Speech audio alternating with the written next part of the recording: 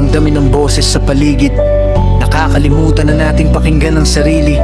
At sa bawat akbang na naliligaw, may isang tinig na marahang bumubulong. Anak, hindi sila.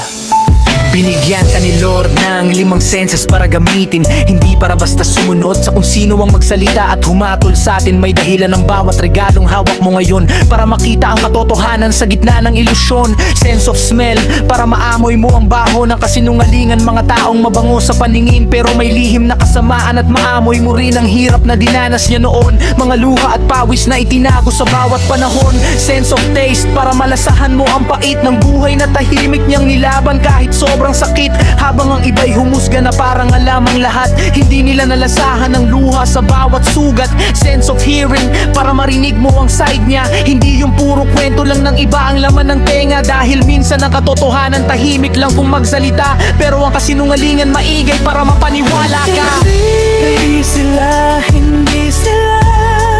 ang dapat magdikta kung sino ka.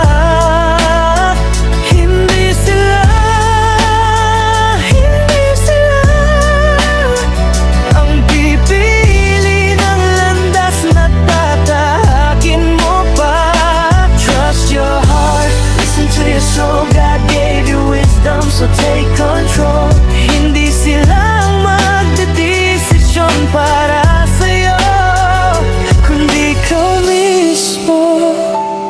Ikaw mismo. Sense of touch, para maramdaman mo ang tunay na pagmamahal na walang kapalit at walang kasabay. Yung taong handang manatili kahit madilim ang daan, pero pilit mong tinatanggihan dahil sa sinasabi ng karamihan. Minsan kasi mas pinapakinggan natin ang opinyon nila kaysa sa pusong matagal nang nagsasabi ng tama. Hinahayaan mong iba ang humawak ng manibela, habang ikaw ay pasahero lang sa sarili mong biyahe pala. Sense of sight, para makita mo ang totoo, hindi lang kung ano ang gustong ipakita ng mundo. Makita mo ang kabutihan sa likod ng pagkukulang, at makita mong hindi lahat ng tahimik ay may kasalanan. Open your eyes, see beyond the lies. Sometimes the truth is hidden in disguise. At kung tititigan mong mabuti ang salamin, makikita mong kaya mo pa rin bumangon at magsimulang muli. Hindi sila ang dapat magdikta kung sino ka.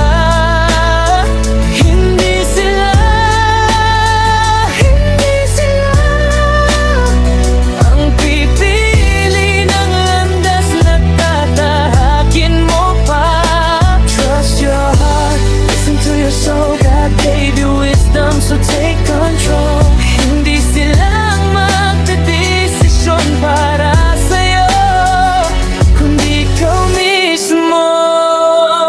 Ikaw mismo.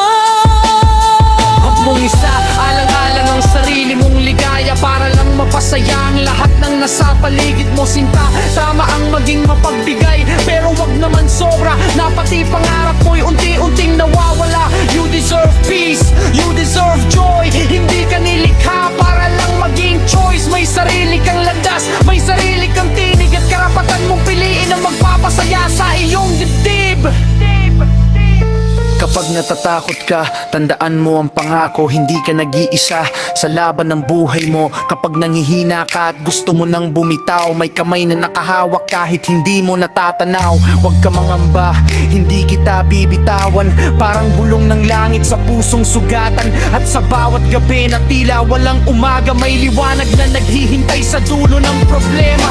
Leave the pain behind, leave the tears you've cried. Yesterday is over, don't let your hope die. Talikuran mo ang pait ng kahapon, at yakapin ang pag-ibig na may tamang direksyon. Hindi mo kailangang maging kung ano ang gusto nila, dahil sapat ka na bilang ikaw na nilikha niya. Hindi sila ang hububog sa buong pagkatao mo. Hindi sila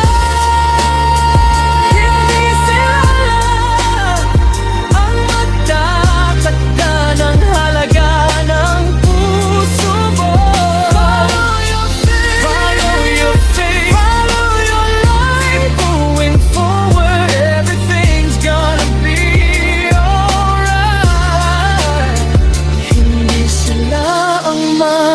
desisyon para sa'yo, hindi ang mundo, hindi ang karamihan, kundi ikaw mismo. Kasama ang Diyos na gumagabay sa puso mo.